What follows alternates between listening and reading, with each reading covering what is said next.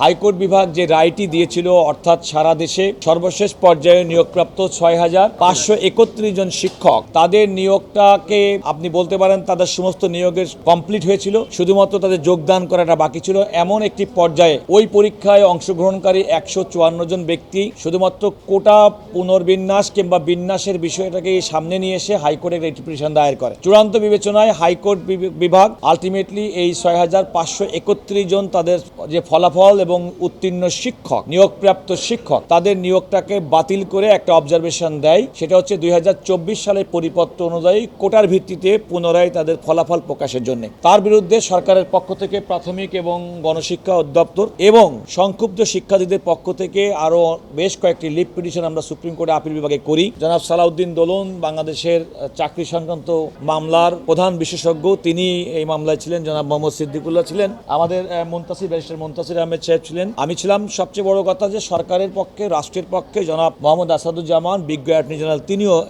Appear করেছেন। আমাদের সঙ্গে সিনিয়র অ্যাডভোকেট ব্যারিস্টার জমিরুদ্দিন সরকার, ব্যারিস্টার আব্দুল্লাহ আল মামুন এবং স্যার মোহাম্মদ ফজলুর রহমান সাহেবও আমাদের পক্ষে উপস্থিত ছিলেন। আমরা আদালতকে প্রাথমিকভাবে যে কথাটি বলেছি সেটি হচ্ছে ২০১৯ সালে যে নিয়োগের যে নীতিমালা, সেই নীতিমালা অনুযায়ী ইতিমধ্যেই বিভিন্ন জায়গায় সারা দেশে নিয়োগ হয়ে গেছে। সুতরাং যেহেতু এই নিয়োগটা একটি চলমান প্রক্রিয়া, সুতরাং তারা এই বিধিমালা অনুযায়ী, এই নীতিমালা অনুযায়ী নিয়োগ পরিচালিত হবে। প্রাথমিকভাবে আদালত আমাদের এই বক্তব্যটি গ্রহণ করে লিভ গ্রান্ট করেছেন। অর্থাৎ হাইকোর্ট বিভাগ যে রায়টি দিয়েছিল, রায় দিয়ে ৬,৫৩১ জন সহকারী শিক্ষকের নিয়োগটাকে বাতিল করেছিল, করে ২০২৪ সালের কোটা সংক্রান্ত যে সরকারের প্রজ্ঞাপন, সেই প্রজ্ঞাপনের ভিত্তিতে নতুন করে ফলাফল প্রকাশের যে সিদ্ধান্ত দিয়েছিল, সেটির কার্যকারিতা স্থগিত করেছে। এর ফলে এই ৬,৫৩১ জন শিক্ষক যারা চূড়ান্তভাবে নির্বাচিত হয়েছিলেন এবং যারা যোগদানের অপেক্ষায় ছিলেন, তাদের যোগদানের ক্ষেত্রে আর কোনো আইনগত বাধা রইল না।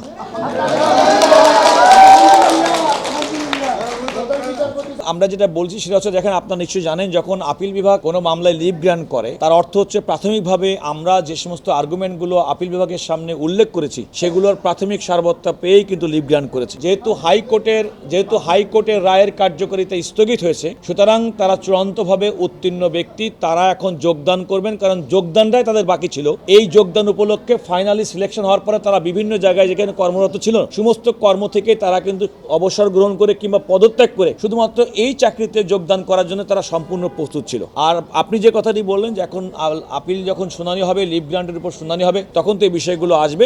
আমার মনে হয় সেই বিষয়ে জনাব সালাউদ্দিন দোলন, আমাদের যে লিড লয়ার, উনি আমার মনে হয় এই ব্যাপারে বলতে পারেন। একটি কথা আমরা বলে রাখি, যে আদালত যে কথাটি বলেছেন, আপনি ঠিকই বলেছেন। আমরা বিশেষ করে যে কোনো মানুষের কাছ থেকে অত্যন্ত সহনশীল আচরণ আশা করি। আদালতের একটি আদেশ কিংবা রায় কারো পক্ষে কিংবা বিপক্ষে যেতে পারে, কিন্তু আইনের তার তো ফোরাম আছে। সুতরাং আইনের যেমন আজকে যে সমস্ত শিক্ষকরা যাদের বিরুদ্ধে ইতিপূর্বে কেউ অভিযোগ করেছিলেন, তারাই কিন্তু চূড়ান্ত বিবেচনা সর্বোচ্চ আদালত কর্তৃক তাদের পক্ষে রায় গেছে। সুতরাং তারা নিশ্চিতভাবে বলবেন তাদের প্রতি ন্যায় বিচার প্রতিষ্ঠিত হয়েছে। আমরা প্রত্যাশা করব মাননীয় বিচারপতি যে উষ্মা প্রকাশ করেছেন, আমরা বলেছি সে ব্যাপারে আমরা সজাগ আছি। যারা আমাদের এই ধরনের কোনো ধরনের অপ্রীতিকর ঘটনা ঘটিয়েছেন, নিশ্চয়ই সে বিষয়ে আমার মনে হয় সুপ্রিম কোর্ট প্রশাসন আছে, এবং আমরা নিজেরাও আমরা চেষ্টা করব যেন এই ধরনের কোনো ঘটনা পুনরাবৃত্তি না ঘটে।